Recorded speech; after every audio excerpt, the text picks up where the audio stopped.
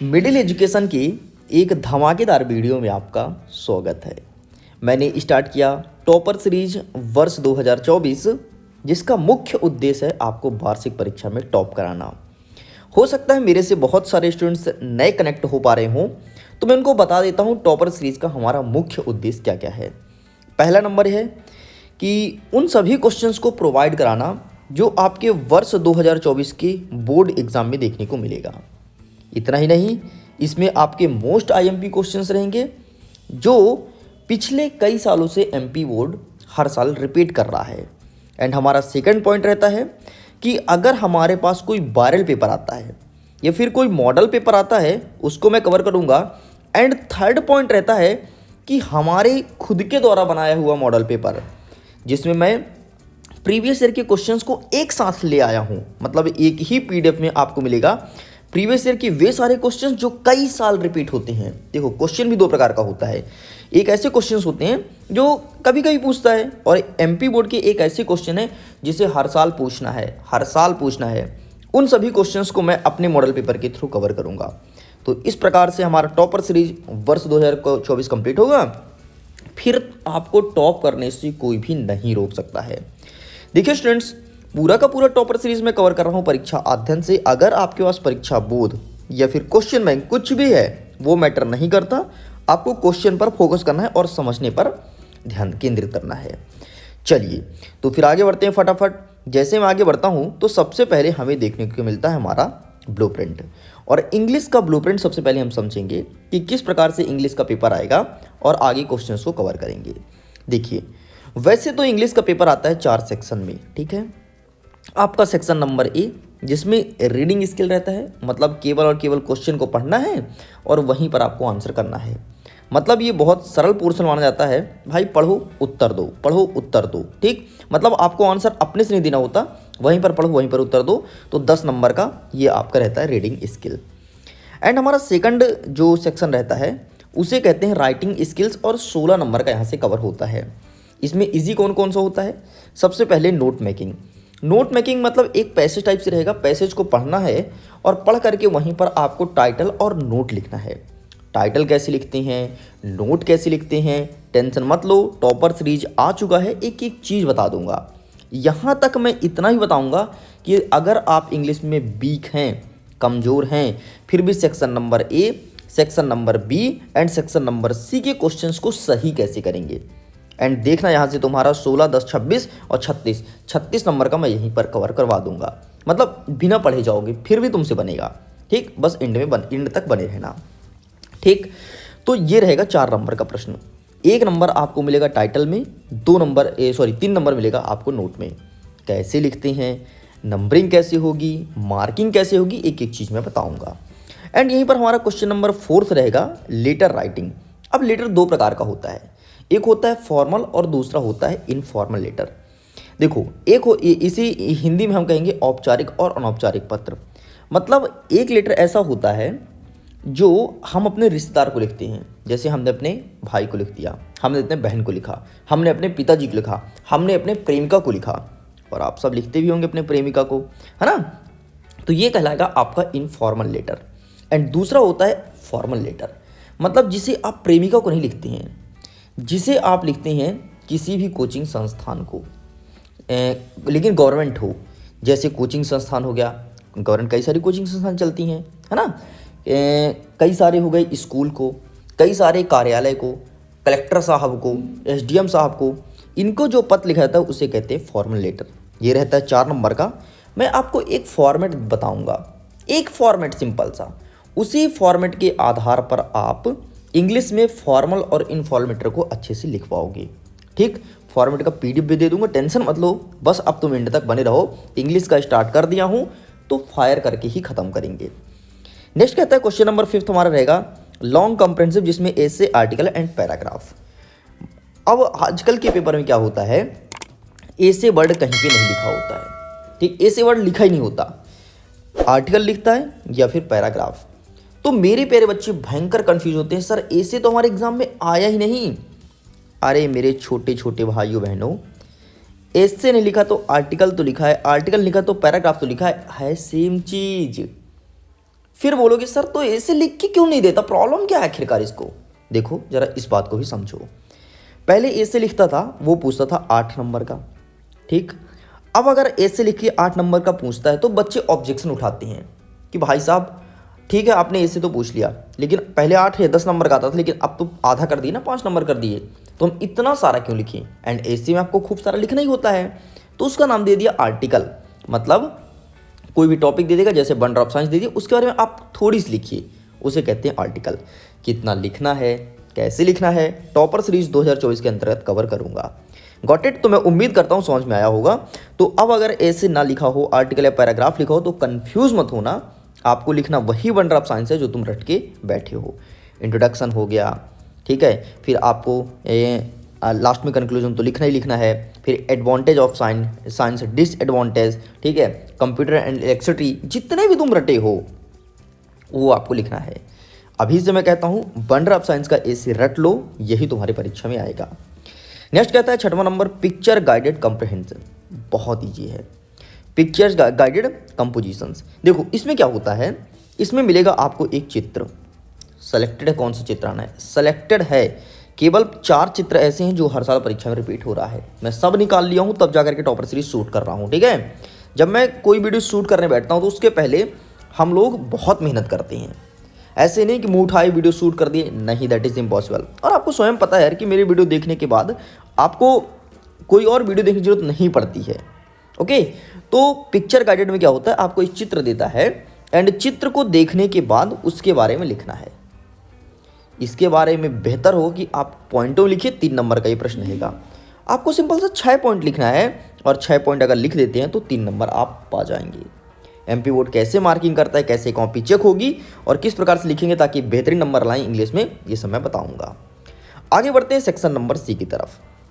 अब देखो section number सी में ग्रामेटिकल पोर्शन में कुछ क्वेश्चंस फिक्स हैं, जैसे ए एन डी से संबंधित क्वेश्चन आएगा, एक आएगा टू और टीओ से संबंधित, एक आएगा सो और दैट से संबंधित। मतलब क्वेश्चन फिक्स है एमपी बोर्ड का, ये क्वेश्चन हर साल देगा। तो टेस्ट के माध्यम से लगातार इनकी प्रैक्टिस कराई जाएगी आपके सामने, और आपके ही सामने इन सभी क्वेश्चंस को मैं ला करके रख दूंगा कि भैया लो इतना प्रश्न आएगा, इससे बाहर एमपी बोर्ड नहीं पूछेगा। इतना ही नहीं, ए एन डी का यूज़ करने का ट्रिक क्या है, ये सब मैं आपको बताऊंगा, टेंशन मत लो। आगे बढ़ते हैं अब डू एज डायरेक्टेड में। डू एज डायरेक्टेड में 3 प्रश्न ऐसे हैं जो हर साल रिपीट होते हैं। मैंने स्वयं 4 साल का पेपर उठा के देखा, चाहे आपका त्रैमासिक हो अर्धवार्षिक हो, 3 ऐसे प्रश्न जो हर साल रिपीट होते हैं। मतलब 3 ऐसे टाइप्स हैं, प्रश्न नहीं टाइप्स हैं, नाम वगैरह चेंज कर देता है लेकिन टाइप्स वही रहते हैं। जैसे टी सो का दैट में प्रयोग करना, ठीक है, क्वेश्चन वर्ड बनाना, इस प्रकार से क्वेश्चंस रिपीट होते हैं। तो 5 नंबर का ये हुआ, गॉट इट। तो इस प्रकार से हमारा 39 मार्क्स का हो चुका है। आगे बढ़ते हैं, अब आता है आपका सेक्शन नंबर डी, यहाँ पर 39 मार्क्स का आएगा टेक्स्ट बुक से संबंधित। अब हमारा रहेगा किताब का खेल, ठीक, यहाँ से आपको पढ़ना पड़ेगा। अभी तक ऐसा था कि बिना पढ़े नंबर लेकर के आओ ऊपर, लेकिन अब आपको आधे पढ़ने पड़ेंगे। इसमें भी क्या पढ़ना है ये बता दूंगा, जरा समझो। क्वेश्चन नंबर 9 में टेक्स्ट बुक आपको कुछ एमसीक्यू मिलेगा और यहाँ पर लिखा है फर्स्ट फ्लाइट करके कोई किताब है, वहाँ से एमसीक्यू आएगा, 4 नंबर का यहाँ से आएगा। कौन कौन से क्वेश्चंस आएंगे मैं टिक कराऊंगा, ठीक। सेकंड नंबर क्वेश्चन नंबर 10 में आपको एक एक्सट्रैक्ट मिलेगा जो कि पोर से रहेगा और दूसरा रहेगा पोएट्री से। फिर यहाँ से स्टार्ट होते हैं हमारे क्वेश्चन आंसर। मतलब क्वेश्चन आंसर रहेगा 12 नंबर का, फिर रहेगा 4 नंबर का, 12 4 16, 16 4 22, 22 3 25, 25 25 3 28 और 28 और 3 और जोड़ लो, ठीक। इस प्रकार से 31 नंबर का रहेगा प्रश्न और उत्तर, गॉट इट। इस प्रकार से हमारा पूरा का पूरा पेपर हो जाएगा कंप्लीट। तो मैं उम्मीद करता हूँ समझ में आया होगा। अब देखो इसे डिस्क्रिप्टिव कर दिया है और अच्छे समझिए, ठीक है। सबसे पहले आप समझ लो कि आखिरकार ब्लूप्रिंट कैसे रहेगा। ये वीडियो बहुत ज़्यादा इंपॉर्टेंट है, अगर कोई स्टूडेंट स्किप कर रहा है तो उसे लॉस है। देखो 2 अनसीन पैसेज देगा आपको फिक्स है, मतलब एक प्रश्न में, एक पैसेज में रहेगा 5 प्रश्न, दूसरे में रहेगा 5 प्रश्न। फिल इन द ब्लैंक्स आपको 5 मिलेगा, डू एज डायरेक्टेड से 5 प्रश्न आएंगे, एमसीक्यू से 4 आएंगे और पोर्स से 3 प्रश्न और पोएट्री से 3 प्रश्न। इस प्रकार से आपको क्लेरिफिकेशन कर दिया है। अब देखो वेरी शॉर्ट आंसर 30 वर्ड्स। अच्छा 30 वर्ड्स मतलब क्या होता है, अगर इंग्लिश में कोई प्रश्न आता है जो कि लिखा रहेगा वेरी शॉर्ट आंसर में, इसे लिखिए। तो वो उसे आपको लिखना है 30 वर्ड में। 30 वर्ड बोले तो 1 लाइन, 2 लाइन और ये हुआ आपका 3 लाइन। इतने में अगर आंसर लिख करके कंप्लीट करते हैं तभी जा करके आपको 2 में से 2 नंबर मिलेगा। अब जो 75 वर्ड में आंसर करना है उसे करना है 7 से 8 लाइन। ध्यान सुन लो, जो 120 वर्ड में करना है उसका मतलब है कि इसका आंसर आपको 1 से 1.5 पेज में लिखना है, और जो 120 वर्ड है अगेन 1 से 1.5 पेज में लिखना है। समझ गए? इस प्रकार से होता है वर्ड का मतलब। मैं उम्मीद करता हूँ ब्लूप्रिंट आपको समझ तो आया होगा। अब चलिए हम देख लेते हैं कि हमारे क्वेश्चंस किस प्रकार से रहेंगे हमारे पेपर्स में। देखो, सपोज करो एक मॉडल पेपर है, मॉडल पेपर के तर्ज पर हम समझते हैं, फिर हम अपना क्लासेस स्टार्ट करते हैं। 75 नंबर का आपका पेपर रहेगा, आप सबको पता है। इस प्रकार से रहेगा section number A. Section number में ए में आएगा read the following passage carefully answer the questions given below. मतलब यहीं पढ़ो इंदिरा गांधी जी के बारे में, और यहीं पर आपसे 5 प्रश्न पूछेगा, 1 2 3 4 और ये रहा 5। बस 5 प्रश्न इस प्रकार से अटेंड करना है। 5 प्रश्न में से 3 आपको मिलेगा वस्तुनिष्ठ एडजेक्टिव टाइप, और 2 क्वेश्चंस आपको रिटन मतलब लिखना पड़ेगा। तो इसका आंसर कैसे फाइंड करते हैं? तो सिंपल सा आंसर फाइंड करने के लिए इस शब्द को बार अच्छे से पढ़िए, ठीक है? नहीं पढ़ते आता चुपचाप ध्यान से देखिए। ये तो शब्द तो मिला सकते हो ना, the first women prime minister of India, अंतिम में आपका ये लिखा है, ठीक? ये छोड़ दो, हु वाज को छोड़ दो, तो the first women prime minister of India. अब देखो यही शब्द आपके पैसेज में कहाँ पे लिखा है, आओ ढूंढते हैं। ये क्या लिखा है बेटा? The first women prime minister of India, उसके पहले क्या लिखा है? इंदिरा गांधी। तो बस इसका सही आंसर आपका इंदिरा गांधी हो जाएगा। इस प्रकार से आंसर फाइंड करना है। पैसेज बहुत ही सरल आते हैं, ये कोई किताब से नहीं आते हैं, बल्कि एमपी बोर्ड कहीं से भी उठा करके दे देता है। बस वेरी सिंपल, प्रश्न को मैच करो और जो प्रश्न में लिखा है वो आप इस पैसेज में ढूंढिए। पैसेज को आसानी से सॉल्व कर पाएंगे बिना इंग्लिश पढ़े, या फिर इंग्लिश पढ़ते नहीं आता तो भी। और अगर थोड़ी भी इंग्लिश पढ़ते आती है, थोड़ी भी आती है, तो डेफिनेटली आप अच्छा कर पाएंगे। और अगर इंग्लिश अच्छे से पढ़ लेते हो, ट्रांसलेशन अच्छे से कर लेते हो, तो फिर कोई दिक्कत ही नहीं। Okay, got it? मैं उम्मीद करता हूँ ये भी समझ में आया होगा। अब देखिए एक क्वेश्चन ऐसा रहेगा, which word in the passage mean. अब आपसे मतलब पूछेगा कि न्यूली मैरिडेड मैन का मतलब क्या होगा, इसका मतलब पूछेगा, ठीक? तो इस क्वेश्चन में थोड़ी कठिनाई हो सकती है। अगर कोई स्टूडेंट से इंग्लिश पढ़ती आती है वही कर पाएगा, तो ठीक है। अगर आपसे नहीं भी आती है तो पैसेज जो आपके गलत होते थे, 5 में से 4 नंबर तो आसानी से आ ही जाएगा ना। चलो एक गलत हुआ, कोई दिक्कत नहीं भाई, पूरा से बेहतर है कि हमारे 4 नंबर आ रहे हैं, ठीक? तो इस प्रकार से आपको पैसेज अटेम्प्ट करना है। ये मैं पहला पैसेज समझा दिया हूँ, बाकी जब टॉपर सीरीज लेकर के आऊँगा तो आपके सामने करके भी दिखाऊंगा, तुम स्वयं देखोगे यार अब तो मेरे से बन जाएगा, और डेफिनेटली तुमसे बन जाएगा। मैं 4 से 5 पैसेज का प्रैक्टिस करा दूंगा। अब आगे बढ़ते हैं section number B. Section number B में कहता है read the following passage carefully, make notes and supply a suitable title. 4 number का रहेगा, मतलब नोट और टाइटल आपको बताना है। कुछ मत करो, सिंपल सा इस पैसेज को ध्यान से देखो, ध्यान से देखो, और ये देखो कि ऐसा कौन सा शब्द है जो बार बार रिपीट हो रहा है। एंड पैसेज को मैंने अभी अभी देखा आपके सामने, और मैंने देखा कि game and sport, game and sport, game and sport, मतलब इस पैसेज में गेम एंड स्पोर्ट के बारे में भयंकर लिखा पड़ा है। एक बात बताओ यार, जिसके बारे में इतनी सारी बातें लिखी है वो क्या इसके पैसेज का नेता नहीं होगा? मतलब लेजेंड कहलाएगा ना भाई। सिंपल से यार, मैंने तुमसे बोला कि तुम मिडिल एजुकेशन के बारे में निबंध लिखो, तो उसका लेजेंड कौन कहलाएगा? वो जो शब्द है मिडिल एजुकेशन वही कहलाएगा ना। एंड जब ने पैसेज को मैंने बार बार देखा तो मुझे एक ही वर्ड बार बार दिमाग में आ रहा था, game and sport, game and sport, game and sport. मतलब ये पैसेज गेम एंड स्पोर्ट के बारे में लिखा गया है। इतना तो समझ आया? तो बस मेरे भाई यही तो इसका टाइटल है, बस यही इसका टाइटल है। जिस शब्द का बार बार रिपीटेशन होता है, जिसके बारे में लिखा जाता है, वही उसका टाइटल कहलाता है। तो टाइटल का 1 नंबर तुम्हारा फिक्स हो चुका है, ठीक? अब नोट कैसे लिखते हैं? नोट लिखने के लिए आपको सिंपल सा इस पैसेज को ध्यान से देखना है, और पैसेज को ध्यान से देखने के बाद अगर कोई शब्द आपको लगता है कि यार ये तो बहुत इंपॉर्टेंट है यार, कोई बात, जैसे यहाँ पे लिखा है कि एजुकेशन ऑफ स्पोर्ट, ठीक है, स्पोर्ट से हमें नॉलेज मिलता है, ठीक? तो यार ऐसा लगे कि यार ये कोई तगड़ा वर्ड है, तो बस उसे आप लिख दो हेडिंग में, ठीक? हेडिंग मतलब मेन हेडिंग कर दो, फिर उसके अंदर सबटाइटल लिखना है, सबटाइटल भी लिखना बता दूंगा, ये आपको सेपरेट वीडियो में बताया जाएगा। चलिए, मैं उम्मीद करता हूँ ये समझ में आया होगा। अब देखिए, अब क्वेश्चन नंबर 4 हमारा कहता है फॉर्मल एंड इनफॉर्मल लेटर। इसका मैं एक फॉर्मेट दूंगा, ठीक, एक फॉर्मेट दूंगा जिसमें से जो कॉमन वर्ड है उसे भर दूंगा और जहाँ पर खाली छोड़ना उसे छोड़ दूंगा, ताकि वहाँ पर तुम एडिट कर पाओ। ये भी बहुत ईजी होता है। अकॉर्डिंग टू क्वेश्चन ही हमें लिखना होता है। कैसे लिखेंगे, जब सेपरेट वीडियो आएगा तो कवर करूँगा। गॉट इट, ये भी कंप्लीट हुआ।